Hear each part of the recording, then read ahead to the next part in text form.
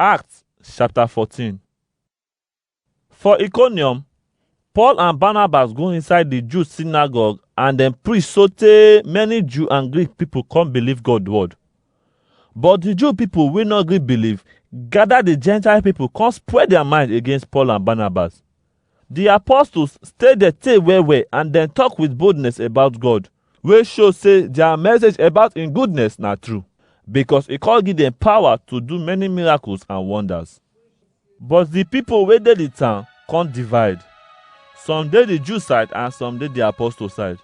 When the Gentile and the Jew people with the oga dem wey dey rule them come try to suffer and stone the disciples, Paul and Barnabas come know about am.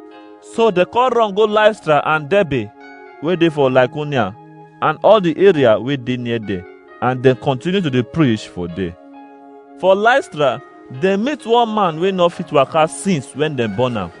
The man dey lis ten to Paul as he dey talk. When Paul come look am for eye come see say e get faith wey go fit heal am, e tell am, "Stand up." The man come jump up and begin waka. When the people see wetin Paul do, dem come shout for Lycaonia language say, "Our gods don turn to human being come meet us." Dem start to call Barnabas Zeus and Paul Hermes, because na Paul dey lead dem. The priest wey dey worship the god wey dem dey call Zeus, wey im shrine dey outside the town, come bring melu and flowers come the town gate, so that he and all the people go sacrifice give the apostles. When Barnabas and Paul hear about the thing wey the people wan do, dem shout, tear their cloth, come run go meet the people say, "Why una wan do this kind thing? We do na human being like una. We come tell una the good news wey go make una turn from sin come meet God, wey make heaven, earth, sea, and all the things wey dey inside them. Before, e let different tribes dey do as dem like, but e no stop to do good for una.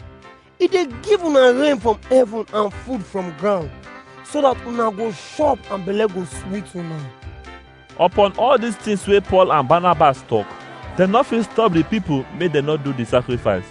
But after some Jew people wey come from Antioch and Iconium don win the people mind, dem come stone Paul, drag am comot from the town because dem think say e don die. And as the disciples gather round am, e get up come waka go back to the town. The next day, he and Barnabas come comot go Derbe.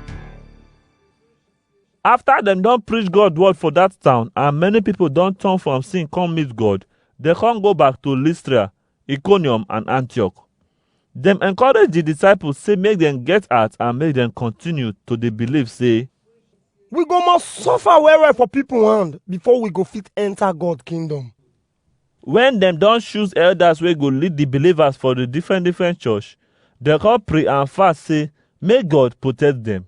Dem come leave Pisidia go Pamphylia, and when dem don preach for Perga, dem come go Atalia.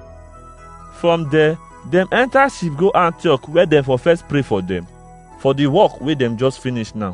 When dem reach Antioch, dem gather the people come tell dem all the things wey God use dem do and how he open road for Gentile people to believe. So dem stay there for some time with the believers.